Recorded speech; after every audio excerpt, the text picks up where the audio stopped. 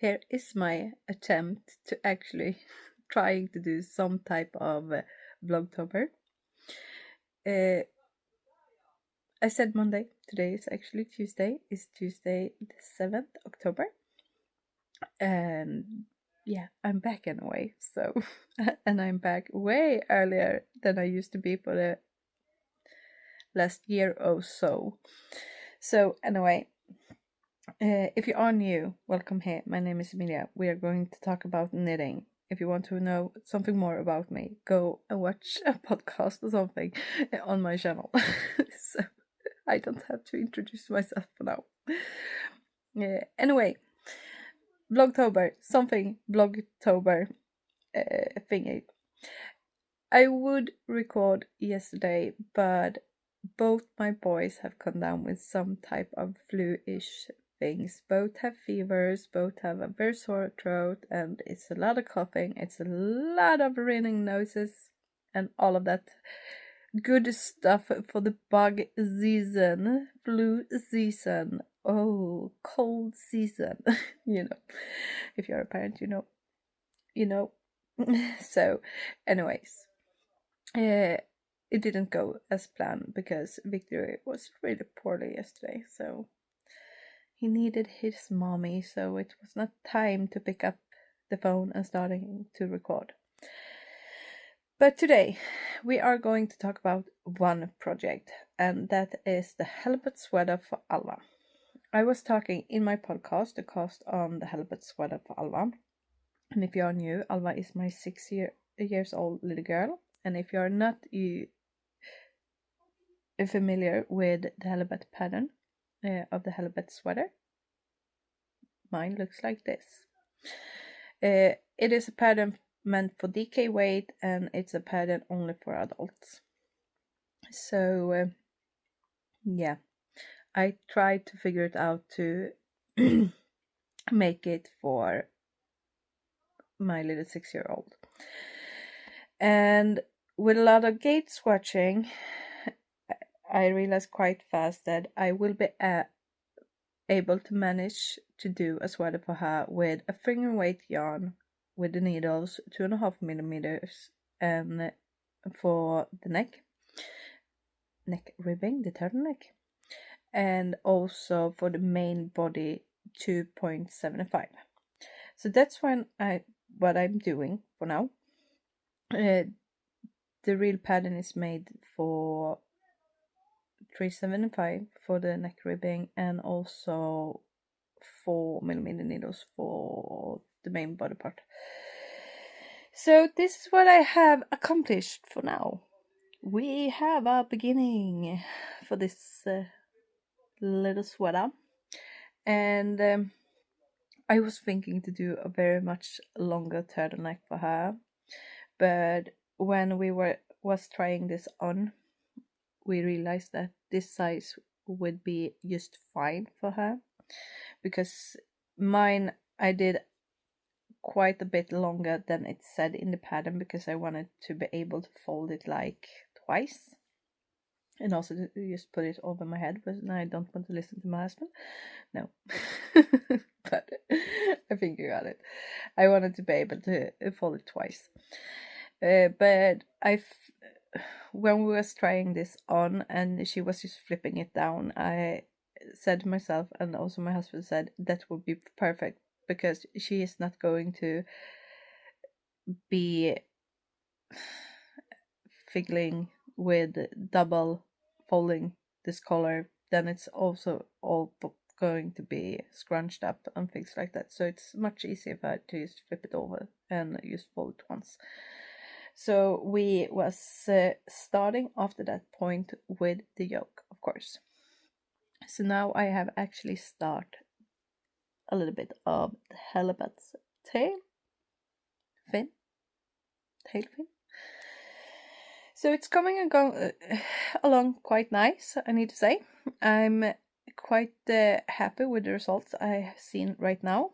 The only thing I need to figure out right now is when I will split for the sleeves. I didn't split for the sleeves in my halibut sweater when it's said in the pattern. Then you're going to work the whole repeat of the halibut. If you're not familiar with a halibut sweater, I think you can. I don't want to show you the actually pattern.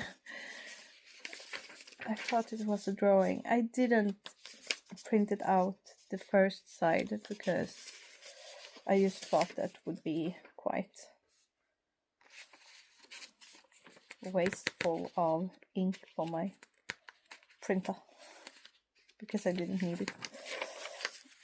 So as you see on my sweater, but you have, this is so hard with this one hand. I didn't actually wanted to take up my tripod. So here you go. So it meant to be the whole fish repeat before you split for the sleeves. And that on my sweater, that means that I'm going to have my armpits below my bust area, and I didn't want that. So I split way earlier, but I don't remember how I did with the increases, or did I split after the increases? And I didn't write it down. Of course I didn't, but I'm going to figure this out somehow very soon, and I need to try it on her once again to see where we're going to split. Maybe we will actually be able to split after the increases, because I do only have 3 increases left on the yoke now. So we will see. We will see where we end over here. But I will keep you up to date, because this is the thing I'm working on for now, because she really wants this one, and she have been asking and she have been nabbing on me since I made mine, and she have been stealing mine. She has been living in mine, even though it's as long as a dress. The sleeves are almost hanging down to the floor when she used that. So yeah, I will make this for her, so we will see. It will probably be finished before the end of October. So anyway, a little brief update on this weekend. We have had a lovely weekend. I have been in the forest with my dad and the whole hunting team. Not the whole, but a few of them. They are like my spare dads because I have grown up with this whole hunting team. So it was the first time I was actually allowed to let Max loose on our hunting ground, because here in Sweden you're not allowed to take the leash off your dog between the 31st of January to the 1st of October. You have a few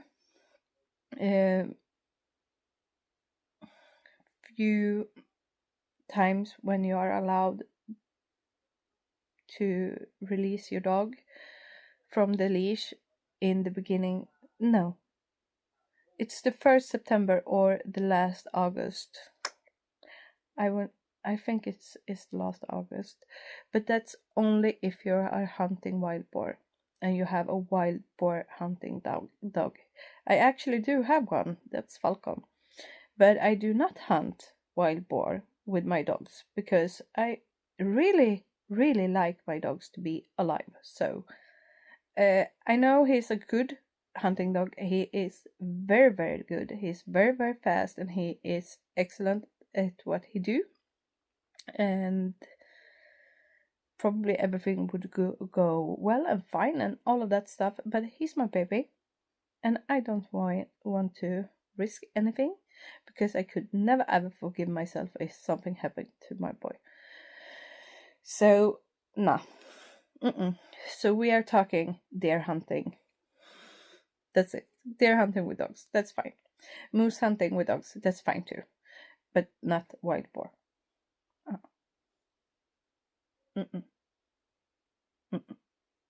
No. I have been searching for hurt wild boar, and you're always a little bit frightened when you do that.